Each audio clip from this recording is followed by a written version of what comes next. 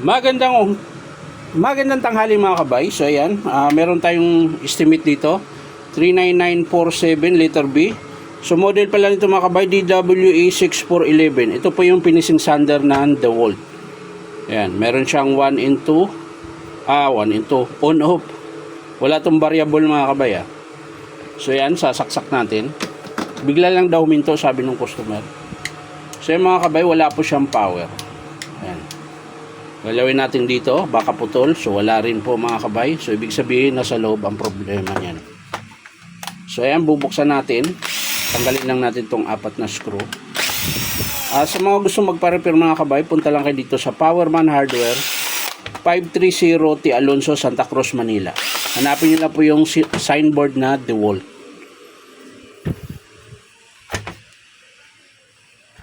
Yan. So, syempre, unahin natin ang tester, yung kanyang plug. Ayan. Tester natin. Hanapin lang natin yung linya niya. Ayan. Ito yung una. So, ayan mga kabay. Hindi yata kita. Ayan. Ayan yung tester. Tingnan natin kung buo. Ayan, gumagana yung tester ko mga kabay. Medyo masilaw lang. Dito tayo sa kabila. Ganun pa rin. Yan, ganyan natin. So, yan, buo yung tester mga kabay. Unahin natin yung sa brown. So, yan mga kabay, meron. Dito tayo sa blue. So, ito yung blue mga kabay, nasa ilalim, nakadiretso sa field coil niya. So, yan, tester lang natin. Ayan, meron din mga kabay. Ayan. So, walang problema dito sa kanyang cord. Dito naman tayo sa carbon. Ayan, meron din po. Walang, nakaharang. Ayan, ito yung carbon natin.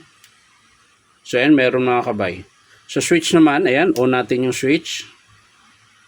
So, meron din. Ibig sabihin, buo yan. Off natin. So, wala yan dahil naka-off. So, dito tayo sa field coil mga kabay. Ito. Unahin natin to sa field coil sa baba. Ayan. So, ayan, meron to mga kabay. Yung kabilang linya nyo mga kabay, meron. Ayan, pumapalo yung tester. Dito naman tayo sa kabila. Ayan. So, wala pong palo yung kabila mga kabay. So, ibig sabihin mga kabay, yung kanyang field coil may putol. So, babaklasin natin yan. Tingnan natin kung saan yung putol niya. So, ayan mga kabay, nabaklasan natin yung kanyang screw.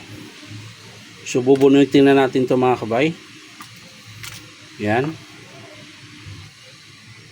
Tapos yung kanyang carbon. Yan, nabunot. Putol din pala to. O naputol lang nung paghila ko mga kabay. So, ayusin lang natin yan. Ito pa pala, may isa pang screw mga kabay.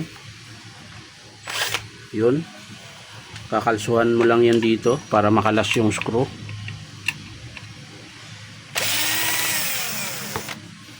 Yan. Dahil di mo mabubunot yung platen pag di mo to kinalas. Yan. So, baklas pala to lahat mga kabay. Ayan.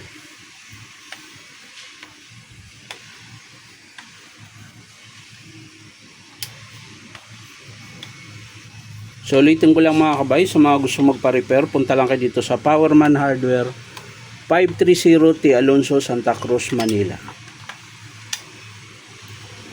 So, yan mga kabay, nabaklas na natin. Yan.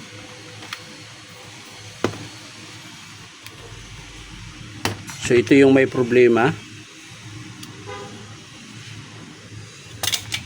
Tester na lang natin ulit kung saan banda yung walang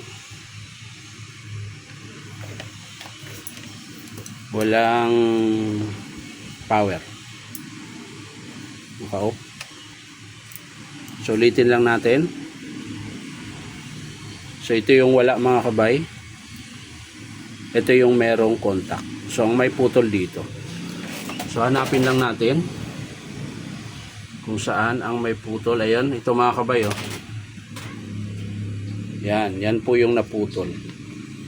Yan, so gagawin natin dyan, ihinang lang natin yan dyan para gumana. So syempre bago mo hinangin yan, kayasin mo muna para dumikit yung panghinang natin. Sana ba yung kutsilyo ko? Ayun. So kakayasin lang natin yung dulo. Yan. Yung pinakadulo lang mga kabay. So dahan-dahan lang mga kabay dahil sobrang nipis lang po yung kanyang wiring. Ayan. Tapos yan, hihinang na lang natin yan dito. Ayan, tatabi natin yan dyan. So, kunin lang natin yung panghinang natin mga kabay. So yan mga kabay, hinangin lang natin.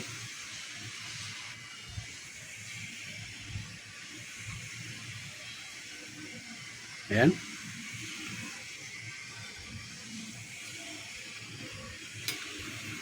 So nahinang na natin mga kabayan. Natin kung di ba mabunot. Ayan. Okay naman siya mga kabay.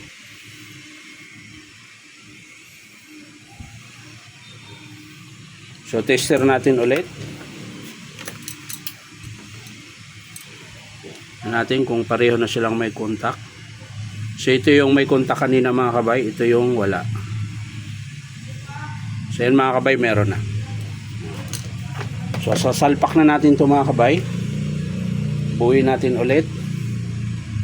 Lagay muna natin yung nabunot na carbon.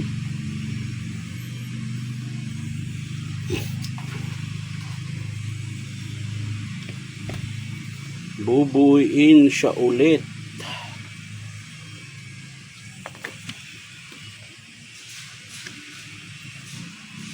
Yan.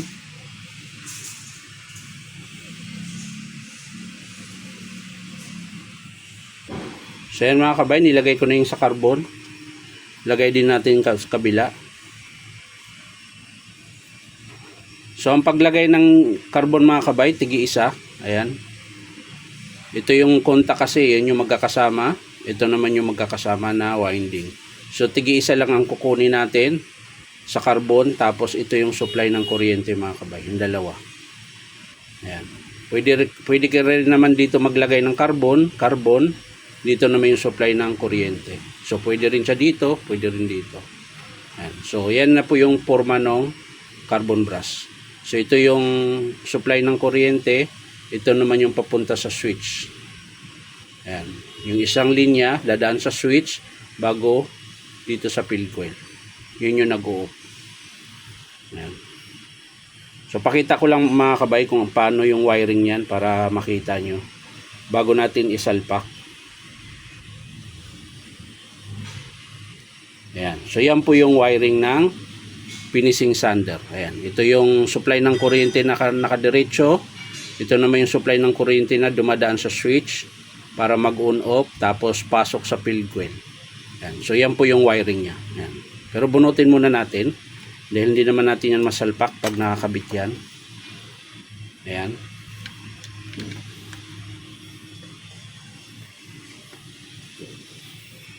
Tapos ito ganun din uli.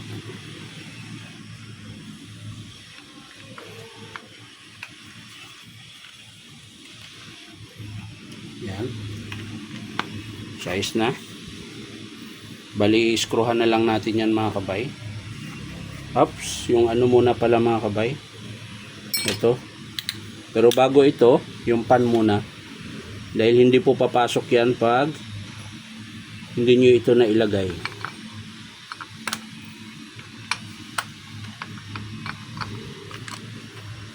So yun na mga kabay, naipasok na natin yung pan at yung kanyang baffle. Ayan. Tapos lagyan lang natin yan ng screw, dalawa. Dito. At syempre dito sa kabila. Ayan. Tapos higpitan natin. So ayan mga kabay, nahigpitan na natin yung screw. So ang sunod yan yung kanyang rubber boot. Ayan, nakaganyan lang yan mga kabay. Iipitin naman ito sa kanyang platen. Kaya hihigpit yan. Yung isa.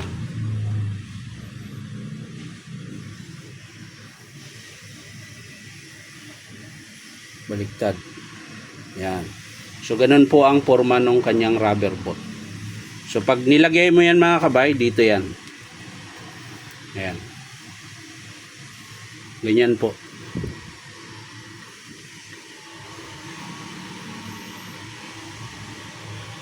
Kailangan pantay. Ayan, pantayan mga kabay. So ayan, diinan lang natin. Tapos lagay natin tong kanyang washer. Ayan. Counterweight yan mga kabay. Para lumakas yung vibrate niya. Siyempre yung kanyang washer. Ayan. Tapos higpitan natin. So pag naghigpit yan mga kabay, kakalsuhan nyo lang ng flat screw dyan.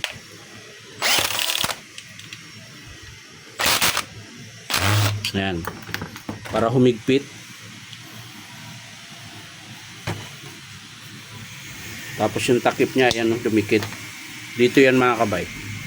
Para hindi gaano lahat ng alikabok papasok sa kanyang bearing. Yan. So ayos na. Lagay natin yung rubber pad niya mga kabay. Ayan, tapos higpitan ko lang. So ayan mga kabay, nahigpitan ko na yung screw. Balik lang natin yung lock niya. Yung spring. Ayan. Dito yan mga kabay. Dito yan nakakabit. Ayan.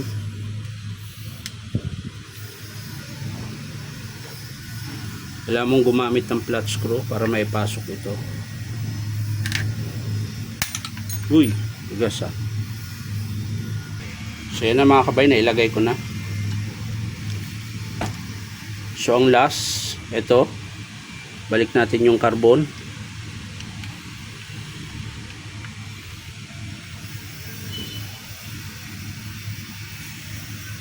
Yan. Ganun din sa kabila.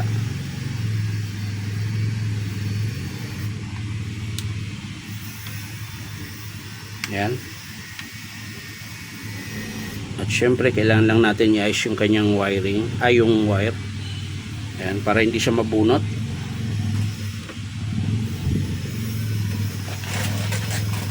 Tapos kabit na natin ito.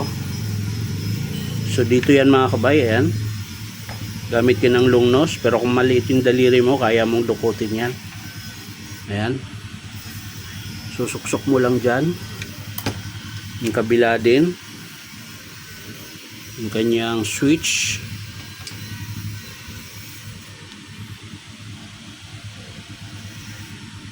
Ayan. Natin kung naiayos ba ng lagay. Ayan, so okay naman. Diin lang natin konti. Ayan. So ayan mga kabay, ayos na. So ilagay lang natin yung switch. At syempre yung kanyang cord clamp. Kailangan natin ibalik yun mga kabay. Para siguradong hindi siya mabunot.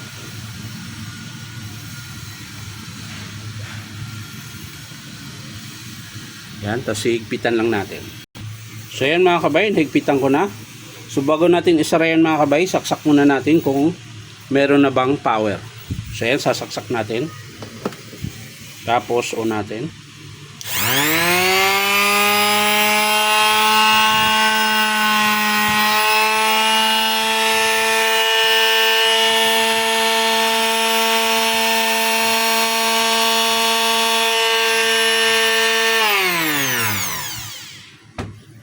So yan lang mga kabay, bali ang pinakasira lang niya ay yung kanyang field coil, may puto lang po yung wire. So pag mga ganyan mga kabay, ihinang nyo lang po yan. Ayan. So ulitin ko lang mga kabay, sa mga gusto magpa-repair, punta lang kayo dito sa Powerman Hardware, 530 T. Alonso, Santa Cruz, Manila. So maraming salamat mga kabay sa panonood at palike and share na rin po.